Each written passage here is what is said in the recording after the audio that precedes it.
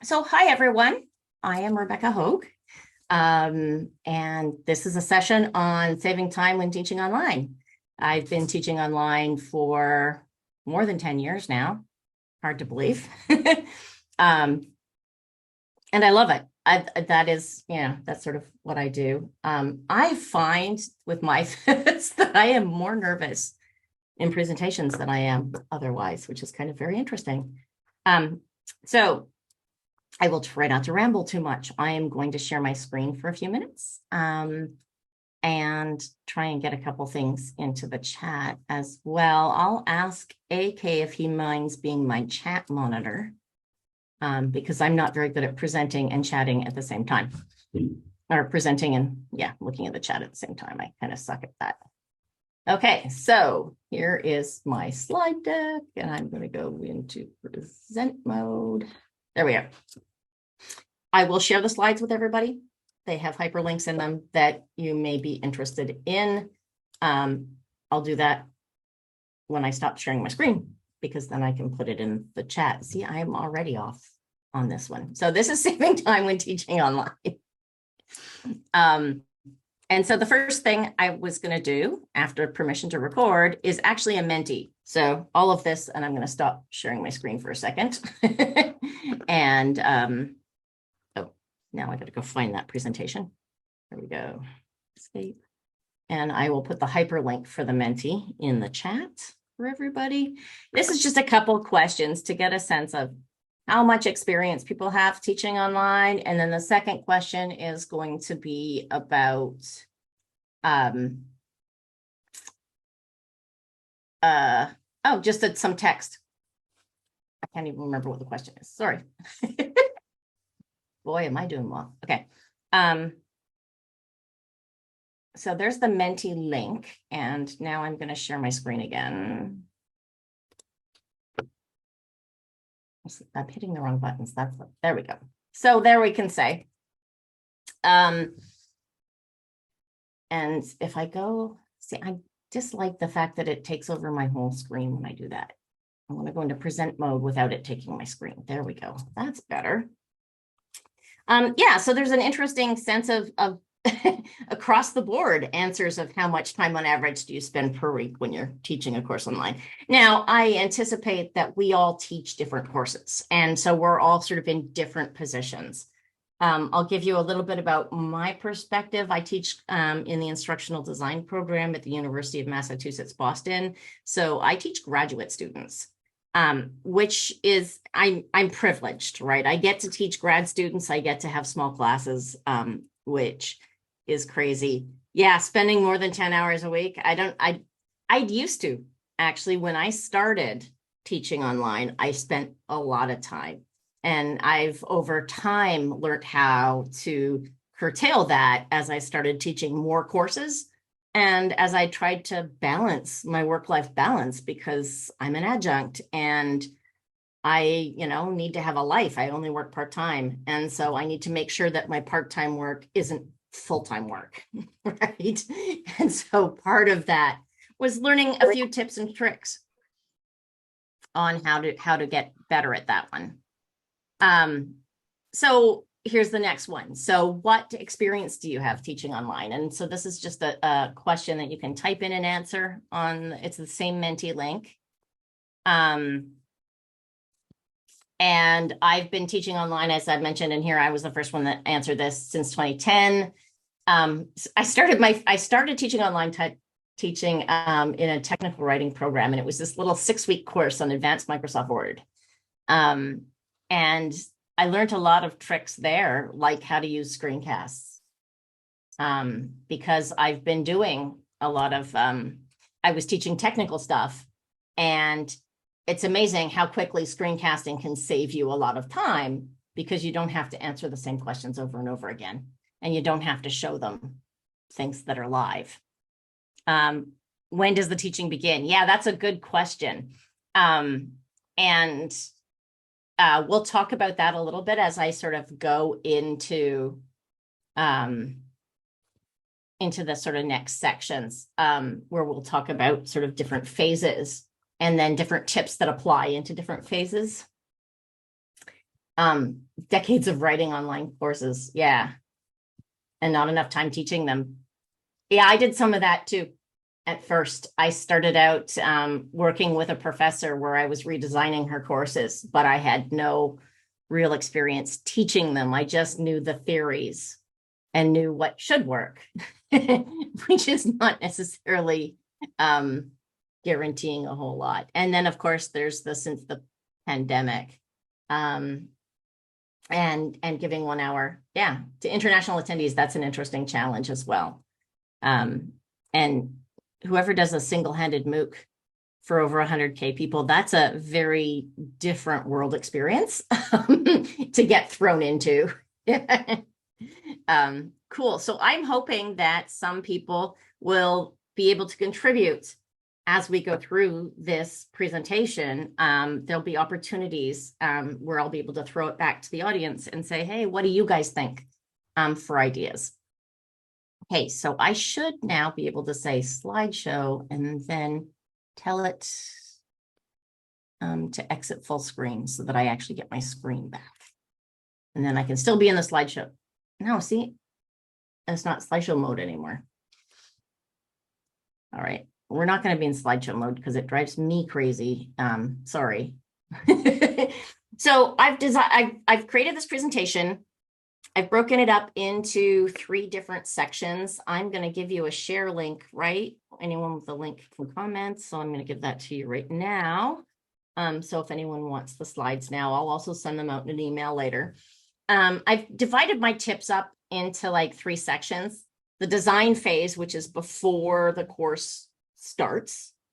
The teaching phase, while the course is actually happening. And then marking, which happens while you're teaching, but is sort of a separate kind of thing to teaching. So when I'm teaching, it's more about interacting with students. We're marking, well, I guess is interacting with students, but it is also much more of a solo teacher thing. Anyways, these are the chunks that I've decided to break things up into. And so I'll present sort of my ideas of things that I do. And then when I'm done with what I do, I will open it up and say, well, what do you guys think? What do other people do? Because I'm really curious to hear what other tips people have for how, as an instructor, we can save time. Because I should actually say what motivates me in this is in part that a lot of the things that we teach when we teach the design and instruction of online courses is so much on the student-centered learning models and the student-centered focus that we forget to talk about the instructors. And you can design something that is very, very student-centered, but is completely unmaintainable and completely unsustainable because it's very student-centered, but it takes way too much time for the instructor. And so instructor time is something that has to be incorporated into the design as well. We have to remember that our instructors are just as important as our students in this process. And I think that that's something that gets lost when we talk about student-centered design. Sorry, I'm just moving things around my screen a little. So course design. So some tips. The first tip, of course, I'm an instructional designer, so I'm always going to tell you, design before you implement. I take things and I put them in a Google Doc or a Microsoft Word document, and design doesn't have to be a formal structure or anything like that, but really think through. I have basic documents. Actually, I can show you one. I've got a screen here. Why don't I just show you one of my design documents for one of the courses I'm working on right now. 601 design. Right, I just have a Google Doc. I put out the course goals, and then I go through each module and I sort of outline in each module, here's the learning objectives, here's the performance objectives, if there's any learning assessment, and then the activities that I want students to do that week and any current learning materials for the week. And I just write all of that down before I go into the learning management system. Because if you're trying to do this in a learning management system, it's not a great way to think. It's really, really hard to sort of think about that. And so really spending a little bit of time to just write it down first can save you a lot of time later. And so I think that that's sort of design before implementing is sort of a big thing. The other thing I do is I like to, I only do part of week 1 first, and then I come back into week 1 after I've done like week 3. And I go to like week 2 or module 2, depending on how my courses are structured. And I use that to create a model for the future weeks. And so then I'm just creating the same sort of template. And then I have the template for future weeks. The template really helps students, but it also helps you as an instructor again, because then you know you're just filling in the blanks. And if you get the benefit of a student who's volunteering to help you, which I happen to have this semester, then they can fill in the blanks for you, which is also really a nice thing because they can take things from the design document and start populating things for you and save you some time that way. The other tip is preview videos at 2 times the speed. That's a huge one for me because I use a lot of videos that I don't create. I use things from LinkedIn Learning, and actually this semester I'm looking at Khan Academy because I'm teaching a programming course, and going through the videos because I know the content. I don't need to go through them at the same pace as a learner, but I can go through one and say, that's not good for my learners, or that's good for my learners, and actually pick out the better content. And by previewing them at twice the speed, it saves me a lot of time. I don't have to waste my time going through things in slow-mo. And so I have a Chrome extension. I use Chrome for everything. It's called the Video Speed Manager. It's a free Chrome extension, and it lets me speed up pretty much any video, even if it doesn't have the controllers. So even if it doesn't have, like YouTube has the controller, which makes it easy, but if the controllers aren't there, I can just hit a button. And what's nice is it's very granular. So even with YouTube, you can speed it up by 1/10, like 10% at a time, instead of having to make giant leaps. Another tip, as an instructor who gets to design her courses, design assignments you want to mark. If you get a chance, if you can do that, then you can create something like, for me, I do quite a bit of reflective assignments because I love reading what students have learned. And students get a chance, and it's a benefit for students too, right? Like they're pedagogically good assignments, but they're also things that I like marking. And so that's something that, again, that's a tip that may not actually save you time, but it makes it feel like your time isn't taking as long. And it makes you want to do the marking process. For lecture recording, a couple of key tips that I have here. Record audio for slides and not a talking head. Richard Mayer, who does 12 Principles for Multimedia Learning, has actually proven that humans do not necessarily learn better from a talking head video. They learn just as well from the PowerPoint with audio as they do as the PowerPoint with video. And so I use a little bit of video in the beginning of my course, but after that, I go purely to audio. Why do I do that?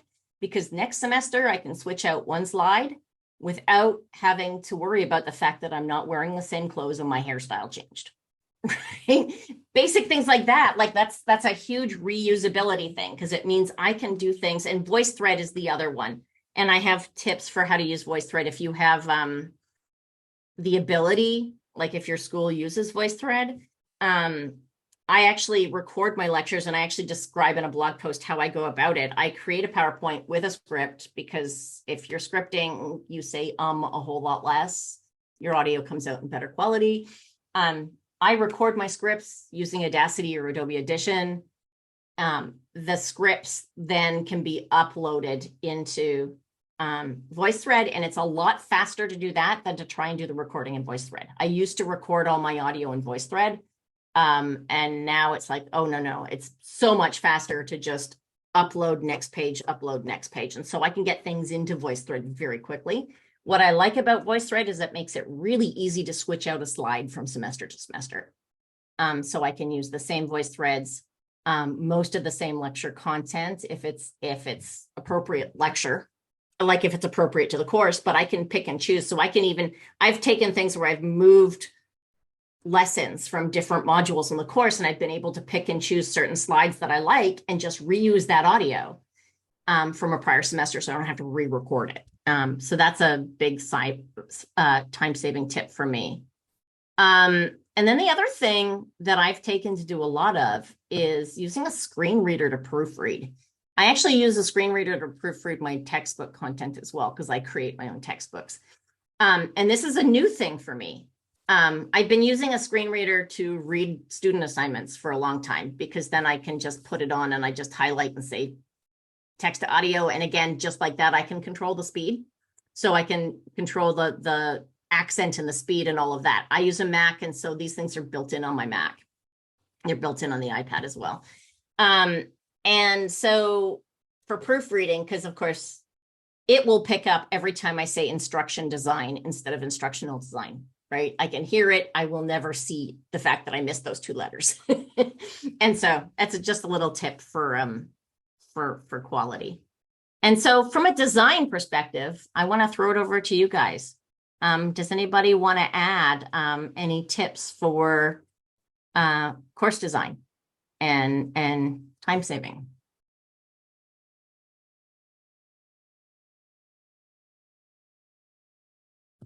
Oh, it looks like AK's fallen off. Rebecca, I just wanted to add that when it comes to group activities, for instance, sometimes students are required to read articles in class. It takes a lot of time for those to be read individually. But if it were, I mean, it would be easier if it was face-to-face, but I guess it could also happen or work in online sessions through breakout rooms where they are assigned one article per group. And then in groups, they go through this article and sort of highlight the most important or key ideas and summarize it in their own way, then present it in class if there is enough time. Then that saves, more time compared to each individual student working on his or her own, especially if the article or the topic doesn't appeal to the student. It doesn't address his or her interest. There's a concept called jigsaw, and what you can do is actually have each group of students do one article and then mix up the students so that you have in the second group somebody from each of the first groups, so that then they have a second group where you have one person that's read each of the articles, and then they can have a conversation around that, which can work really well. And that actually goes into the teaching tips a little bit, as opposed to the design. But again, that's a great example, and that's a great example of one of my other tips in what I put in the teaching session about using breakout rooms quite liberally. Just looking at some of the content in here. Yeah, in Google Classroom, you can replicate a course. Yeah, it's totally possible in most LMSs. In Blackboard, there's a nice little tool that lets you both replicate the course over, and then there's a date tool that you can say, okay, replicate the course, and this is my new start date. And then it goes by and adjusts all of the dates for all of the release dates automatically for you based upon your new start date. Of course, that doesn't work completely, because in my case, I have a spring break in the spring semester and I don't have a week off in the winter semester. I have like 3 days for Thanksgiving, which totally messes things up at the later end of my courses, so that the actual releases don't completely work, but it does actually save me a lot of time going into it. So yes, being able to do that. I actually have asked my university to give me a development course shell. So what happens is I take things into the development course shell, and then I can work on it even as I teach it. So if I know that I'm going to want to make changes for next semester, I can do that right away in my development shell, and then I can just take my development shell and copy it over. That also makes it easier if I'm teaching 2 sections of the same course, because then I can just copy the development shell both times and make the minor edits that I need to make across the board. So if they let you do something like that, that can be really handy in moving things forward. Okay, looking at the time, I'm going to jump on to the next section, which is the teaching section, which I think a lot of people are going to have ideas here. One of my big lessons is during sync sessions, make liberal use of breakout rooms. Students love talking to each other. And I don't do a lot of sync session. Most of my courses are taught asynchronously. I get 1 hour a week, not every week, with my students. My students would rather spend that time talking to their colleagues than they would listening to me. And so I give them a task, right? Here's your topic, or here's whatever. And then I throw them into their breakout rooms. And even if it's a Q&A session, they go into their breakout rooms first to come up with questions to then bring back to me. And so that I find, and then I have that, oh, we're going to go into a 15-minute breakout. Great. Send them into a 15-minute breakout, and I can spend that 15 minutes reading journals or discussion posts or whatever, right? So I can do some of my marking or some of my whatever while that's happening. Another tip is to learn some of your time-saving features within your learning management system. There are different learning management systems have different features. Blackboard, for example, in the discussion forums has a collect feature. So I can just click a button and it will collect all of the unread discussion posts. So I can scan through them, and it will let me reply to individual ones, like a threaded reply, without having to go into the discussion forum itself to do it. So it saves me a lot of time doing it that way. Something that I just started, and I can't believe that I didn't think of this sooner, was to subscribe to the Q&A discussion forum. So I monitor my email all the time. I don't monitor the LMS as frequently as I monitor my email. I'm attached to my email. And so this means that if a student asks a question, I get an email on it right away. And then I can go into the discussion forum and answer them. It gives a sense that I'm there, even if I'm not always in the learning management system. So it actually has that benefit of that, but also it just saves me a ton of time of having to go check to see if there's any questions, because it's the forum that is the one that I monitor the most. I will say use a screen reader. I find that if I'm trying to read in front of the screen, I fall asleep. My eyes don't like it. My head doesn't like it. And so I have learned that I can just highlight something and hit Option Escape, and it will read it to me. Don't have to look at it, and I have it read pretty fast, like as fast as I can understand it. And that just saves me so much time. So that's one of my biggest time-saving tips. And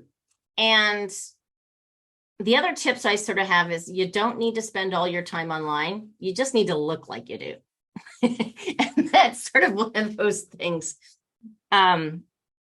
Yeah, actually, somebody mentioned in a large course, not answering async questions straight away, because usually someone else will answer it for you. And that's true too. In a lot of my courses, that'll happen. If I'm not around or whatever, then someone else will provide the answer. And it is, again, time saving. One of the things I've learned recently, I use a tool called Calendly for my office hours. It integrates directly with my calendar, so I don't offer specific office hours. And I allow students to book 15-minute appointments. I could even go down to 10. Mostly they only take 5 minutes. But if they feel like they can, like if they're verbose students, or they just want to chat or whatever, they know that they only get 15 minutes of my time. They don't get an hour, right? They're not booking the whole hour. They're getting 15 minutes, and it's 15 minutes. It causes focus time. And usually it takes less than 5 minutes, because usually it's debugging a problem. My student, is having trouble implementing something, or something's not quite working, or they just need to they don't quite have a concept right, and they just need to validate their thinking, because quite often that's usually what it is I think I got it, but I'm not sure I got it, so I want to validate it. And so that happens too. And all of that can happen in a very short period of time. But what this does is it allows them to find, instead of having 80 emails back and forth trying to book a time, it allows them to just take one quick look at my thing and say, oh, she's available then. And I can select the time. So like, for example, I never do student meetings on Friday afternoons. I can block that off and say, okay, you can't do it here, you can't do it here. And it plays with my time zone because I'm not in the same time zone as my students. So that works really well too. I do prioritize student emails. So students are asked to send Q&A questions that are of relevance to the whole course to the Q&A discussion board. But if they send me something, it's specifically it's specifically about their project or their thing. If they send me a general question, I say, okay, here's the answer. Now it's your responsibility to put that in the discussion, in the Q&A where you should have asked it in the first place. So you have to copy both the question and the answer over into the Q&A. So that just saves them. If you want to look like you're always there, respond to students at different times of day. Log in at different times of day and you look like you're always there without having to always be there. But try to be extra present on the day before assignments are due, because that's usually, as much as, my students are instructional designers, I still have procrastinators. That is the nature. And I let students know when I'm going to be away so that, those are general good teaching tips, I suppose. So again, what types of things do you do to save time when you're teaching? And I know we saw in the discussion forum a great example of not answering async questions.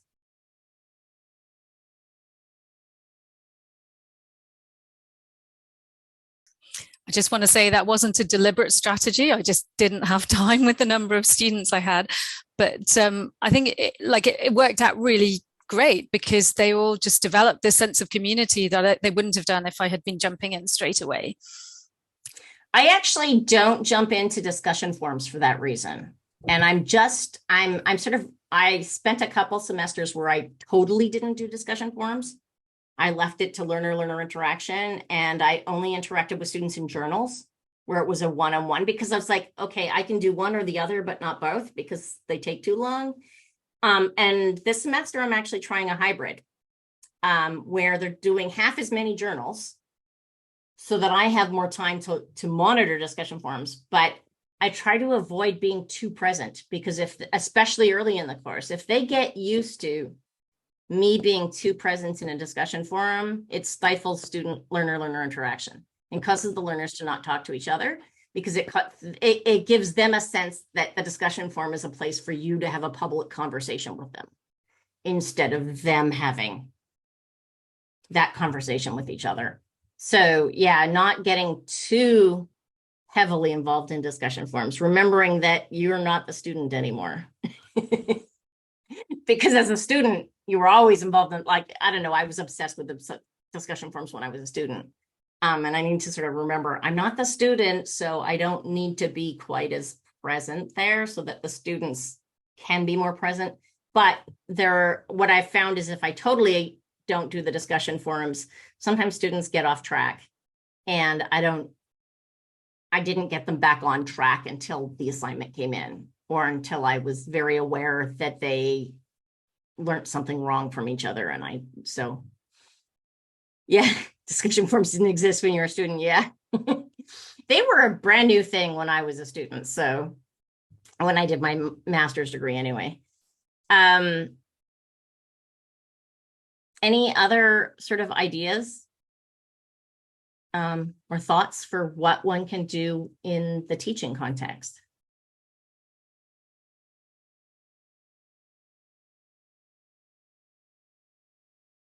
Have an FAQ.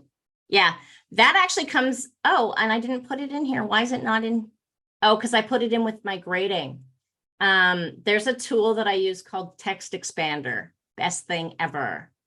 I type in, and let's jump into that one, and then we can go back and go back and forth. So again, for marking, I put in video. I play my students' videos at 2 times speed. My students, a lot of them are from Boston. They talk very slowly in Boston.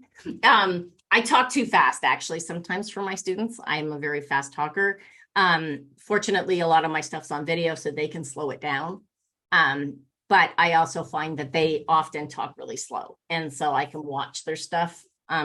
much faster and still allow them to do that. I use screencasts for video feedback on projects. I used to use Screencast-O-Matic all the time. I now have several paid tools that do screencasts better, but Screencast-O-Matic was a great, cheap, I think I paid $15 a year to get the branding off of it, tool that allowed me to do a quick screencast if somebody asked a question that was like technical or whatever, but also when I have projects, rather than going through the project and trying to write something up, which I thought was really tedious, I could just do a screencast and talk to it. And the students actually prefer that. They feel like you're paying, there's a whole level of instructor presence that happens there. And they feel like you're paying more attention to them. Like it just really adds to that sense. I bought an iPad Pro, I say our equivalent tablet, for papers so that I can write in the margins when I'm reading papers. So I just like the old fashioned marking of papers, right? Except that I can take the PDF into my iPad, highlight it, have my iPad read it to me, and then I can write my notes to the student directly in the margins with my stylus. The key to that one is you just make it really big, then write, and then you make it small again. That's the little tip for that one. And then re-upload it back into the system. So I don't have to, again, transcribe my marking. I just do it once. And screen readers, I talk about that one. And then text expander, here's where I put the link in. And I do a great example here. So I have the bar is my text expander thing. So I do like the bar tab, and then I type the word feed to, and then poof, the words just appear on my screen. Great little tool. It's great for your FAQs, it's great for your emails, it's great for, I have one for Zoom, right? I can show you how it works here. I can go into my screen here, and if I just do Zoom, it just writes in, exactly that. So if I find that I'm writing the same thing over and over again, it just goes into my text expander. And I have them for feedback. I have them for, I think I have feed one is great job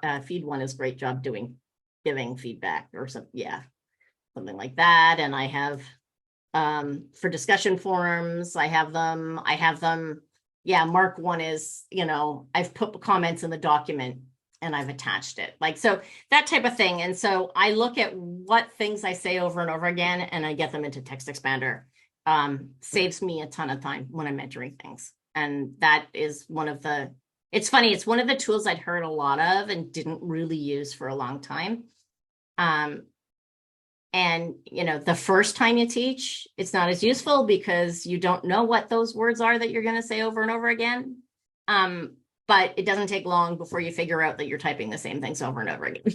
And that's when it comes into a special use. There's some good tips in here too. Just jumping in, I'm trying to follow the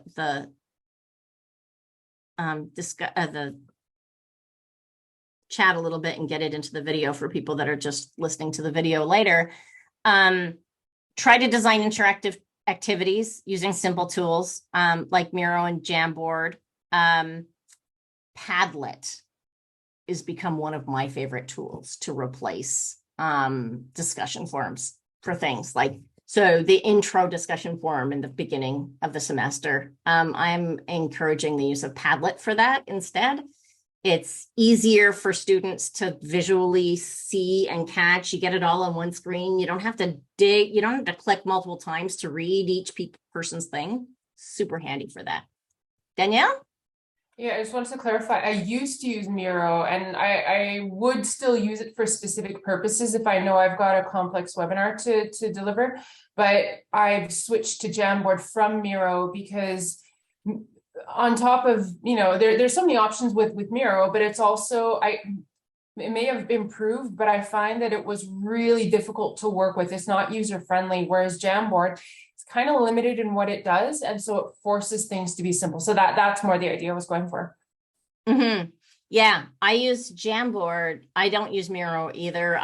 Jamboard frustrates me because I can't specify the font sizes and make them the same for everything. And so I find that, it auto adjusts the font size based upon the amount of text you put in pad. At least when I was last using it, and that drove me nuts because I want all of the text to be the same size. The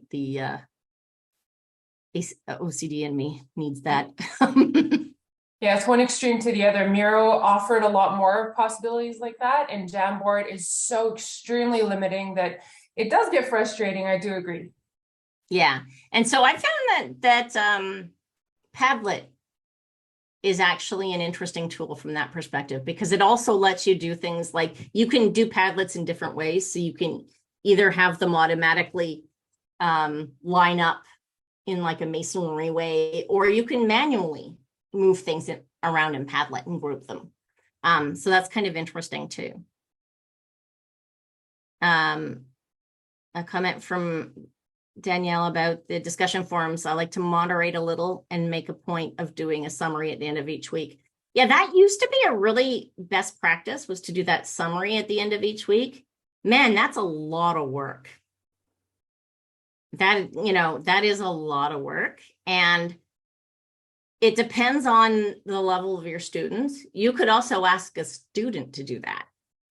One of the professors that I used to work with used to have her students do the summary at the end of each week. So a different student would take on the role of doing that summary. I'm of two minds about the value of that, but that's because I also use journals. And so students have to, in their journals, reflect on those key points. But I do like the idea of addressing misconceptions and gaps in the learning. And so that's a tough one, because that is that can take a lot of time. I do wonder about how much of that can be reusable semester over semester. Like, is there, again, back into that areas of the summary that you can just reuse? How does that work for you? Well, it wasn't a course that I taught repeatedly. If I had, I would have taken those summaries, and yeah, I would have used them over and over. Like, I would have highlighted the key points in notes to myself and reuse them for sure, because there were a lot of points, and it was based on what students were saying, and a lot of things were coming up as common things that they were saying. So I expected that the next group might have some of the similar points that they would address. So yeah, I would have recorded those summaries into notes for me, like as a meta thing from course to course. Mm-hmm. So the first time you teach the course, it's a lot more work, but then later it gets easier. Yeah, you just, from experience from like groups working on different concepts though, I do know that you still have to fine tune, of course, and it still is a lot of reading to go through all the stuff to find, even if it is just to address the misconceptions and gaps, it is still a lot of reading to do that.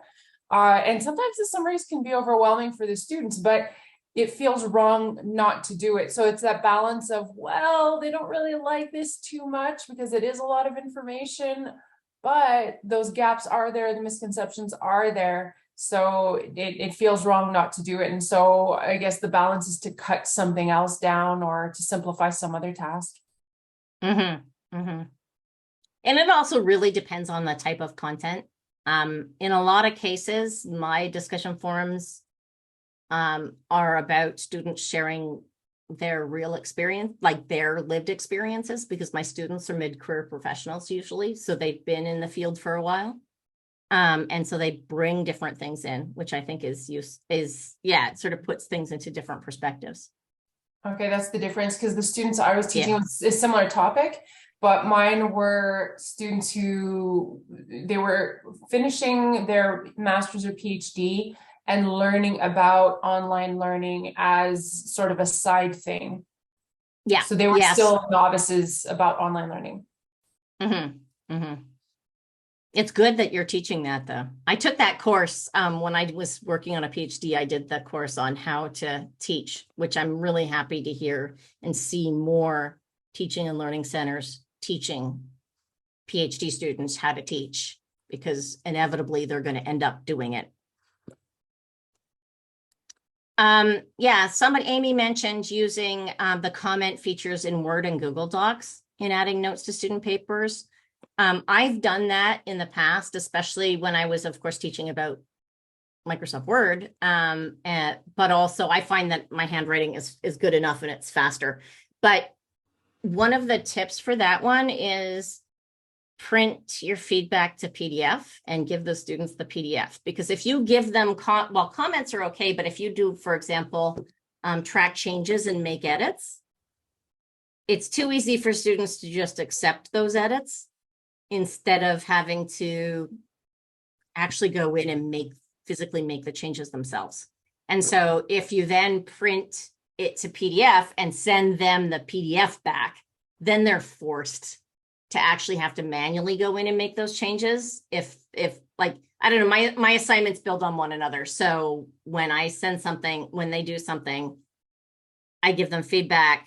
They need to make those changes in the next version of the assignment, as well as add the next sections. And so it's that way I find that my students actually have to go in and think about it and do it instead of just accepting the changes that I suggested without really thinking about it. Yeah, mind mapping. And that gives me a really interesting idea. And that is using a mind map as a way to summarize the content in a discussion forum. And so rather than writing the full text or whatever out, but providing it in a non-textual representation somehow, or it's not that it's non-textual, but it's also visual representation, could actually be really beneficial. And yeah, that's an interesting thought that I now have. I was like, oh, I should try that one, instead of summarizing it by doing it that way. And it would be faster, I think, for me anyway.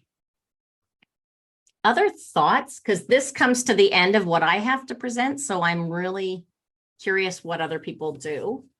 Do you want to talk to that, James?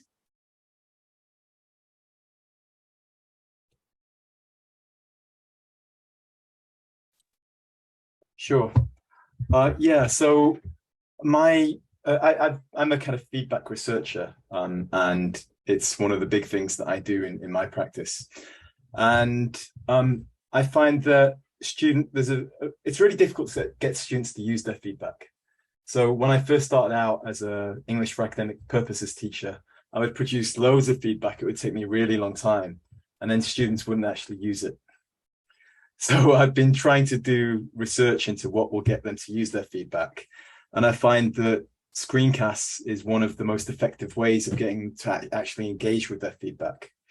And I also use Google Docs. So I get them to do their work on Google Docs, and then I screencast the Google Doc. I make very short comments like grammar or something like that. Then they have to go into the screencast and look at what I'm talking about grammar. And screencasts also allow me to talk about the whole essay. So I can go from kind of paragraph to paragraph. I can talk about the entire flow and the logic and how well it's answering the question. And I do find that saves me time compared to written comments. It doesn't save time letting them ask me questions about it through Google Docs, but it does increase their uptake of the feedback, which means that it's a lot more efficient at helping them to learn. So it's not time saving per se, but it is an efficiency saving. So for the amount of time you put in, you get much, much more back.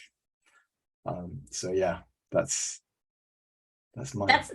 That's an interesting point, because I use screencasts if my feedback is complicated, right? Like I find that if the minute I have to type more than one or write one more two things in the margin, I'm like, yeah, no, let's just record this.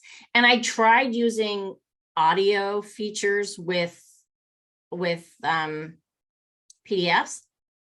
Not everyone can read them. It just is not a good feature set. It just is annoying because I used my iPad to mark, and I was like, oh, be great. iAnnotate lets me put these nice little audio things in. And then I found out that most of my students can't listen to the audio. I'm like, oh, well, that doesn't work. There's an app called Loom, and it also produces the text of your video as well. And they can click on the text and the video will take them right to that point, so they can kind of repeat the point they want to see. And they also, some students find it very emotional and they prefer to look at the text before they see the video, so they're emotionally prepared for what's going to happen. Of course, I try to, comment on the nice things as well, but I teach a lot of perfectionists. Mhm. I'm at the top university in South Korea, and perfectionism is the biggest barrier to their use of feedback. So emotions play a big part. Mhm. But the screencast also, they tell me, makes them want to use the feedback because they feel that the teacher cares about them. And that's not something they're used to at these top universities. It's a personal, it makes it personal, right? At a level that they just don't, they wouldn't otherwise feel. And I feel like for my students, I feel like, they put so much work into these projects or whatever that I owe them that feedback, right? Like they've earned it in getting there. Whereas if a student does a half-assed job of their assignment, I'm like, I'm not that keen on giving you a whole lot of feedback because I know you didn't try.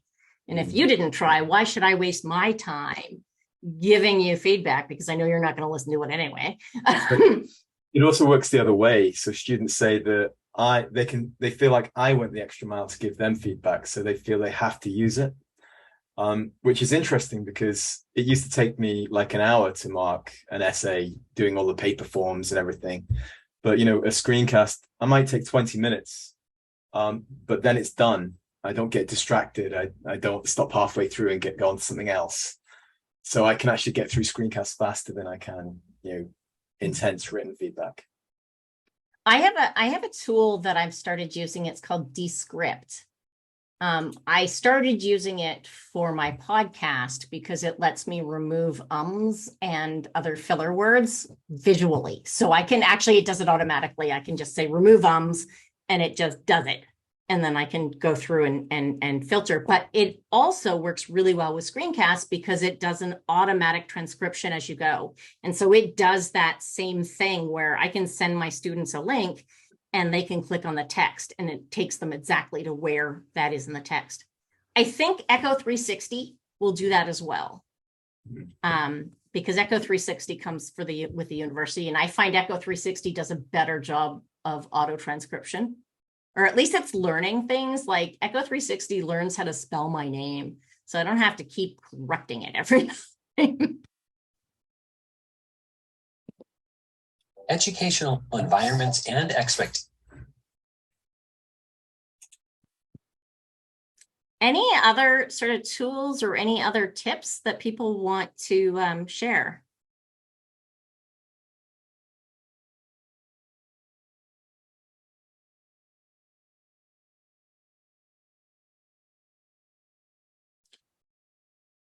Lucy's talking about how a lot of her time-saving tips happen in the development and editing stage. So early on, happen before things get to the students. And I think that that's an important point because I think really that comes into the forethought.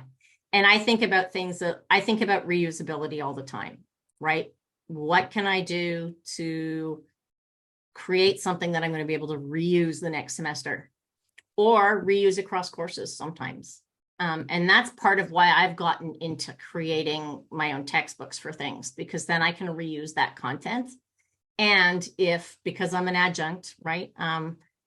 If I were required to go teach somewhere else, that textbook is mine, so I can take it with me.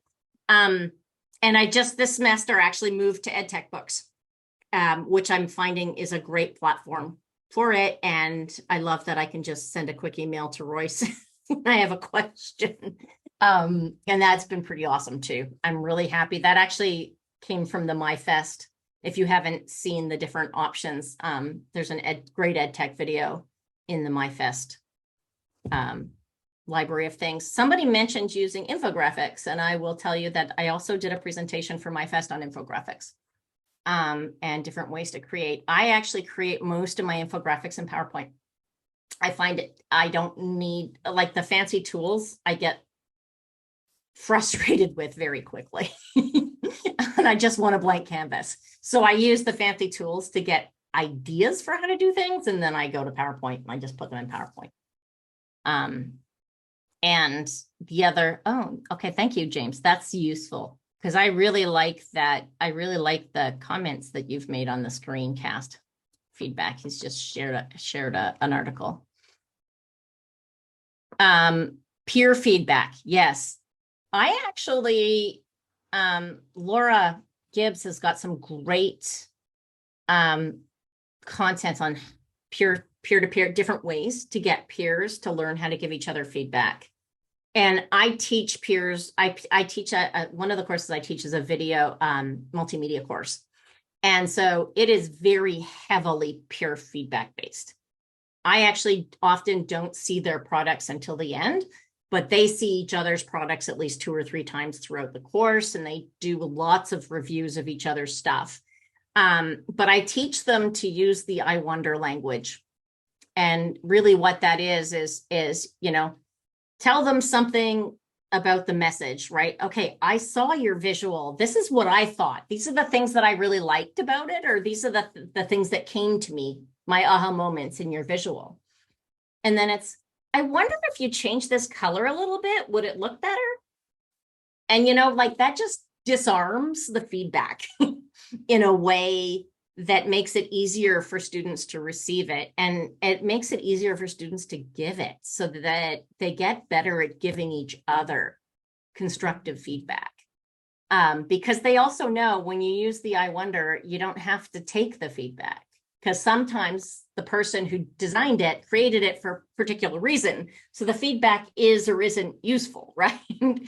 But it makes it easier and disarms a lot of things. And I learned that from Laura. She has this WWW, I think is what it is. But the I wonder language is super helpful for that. And on that note, I do find that my students really actually enjoy doing peer reviews, which surprised me because I always hated it. They actually enjoy doing it, and the quality of what they hand in is so much better. So it saves me a lot of time because the peer reviews got over all of the typos and the whatever, or sentences that don't make any sense, or that kind of stuff all came out in the peer review. So that by the time it gets to me, the quality is a lot better.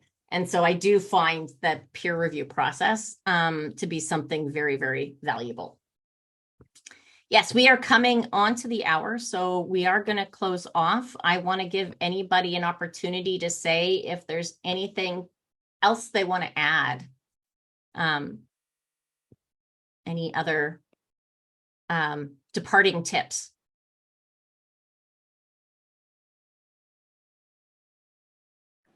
I want to say, go ahead.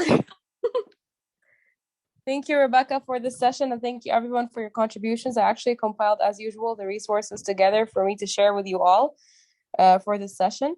I also wanted to add with regards to VoiceThread, I tried this very recently since I like both VoiceThread and SlidesGo. I'm sure you probably all heard of SlidesGo before. So basically, it's a creative way of designing presentations. And so you can actually integrate that into VoiceThread.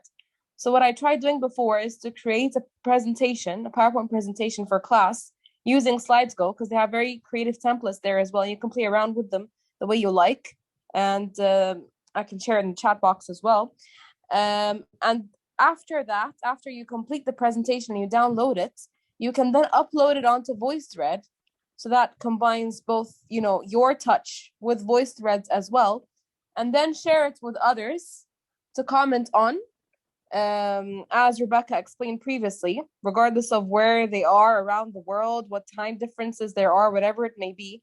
So actually using those two together, integrating them into one package or product, also creates a very creative outcome and also enhances students' creativity as well. So thank you for that, because SlidesGo is something I'm not familiar with, so I'm going to have to go take a look at it. I do like that I can integrate short videos and stuff into a VoiceThread presentation, because I've got a couple of explainer videos that I've created, and I can just put them directly into the VoiceThread so that it's part of the overall thing. A tip on VoiceThread when you put it in, once you've got everything in and you give it a minute or two to calculate things. You can go to the info and it'll tell you how long it takes to play. Letting learners know how long the presentation is before they start it is super helpful for learners, because then learners know whether they've got enough time to finish it. So most of my voice threads are like 10 minutes, or sometimes they're 4 minutes, right? But if I tell learners that up front, they know whether they can start it, whether they should start it now, or whether, you know, if it's going to be a half-hour voice thread, they need to make sure they have enough time before they start it. So letting learners know that. Great question James asked about funding. How do you get access to all of these things? In my case, it's the university pays for. So in my case, like VoiceThread, for example, is just part of the package that my university covers. I am out of pocket for Descript, which, but I did actually go to them and get the educational discount from them. I find that helps, but that's because I use it for my podcast, which is not something that the university supports a little bit. Because I get something like, if I worked full time, it would be $70 a year, but because I only work part time, I get a prorated amount of that for professional development. And so I use that to offset the cost of my podcast, but honestly, it really doesn't. But it's work that I enjoy doing. But I see, yeah, exactly. Figuring out what tools and what things I can do for free is something that I'm always thinking about, because for my students, they don't always have access to things. Like I get Adobe Creative Cloud. My students don't necessarily have that, but I actually have a list of all of the sort of equivalent open access free tools that do the same things. Like you don't need Adobe Audition to do audio. You can do audio in Audacity. It's free. It's a really excellent tool. Okay, I am going to close off this session and say thank you to everybody. Please fill in the form. I will have to send the link. Sorry, I will send you an email that has a link to my PowerPoint slides. And I will also get the feedback form for the session. And if you could please fill out the feedback form, I would greatly appreciate that.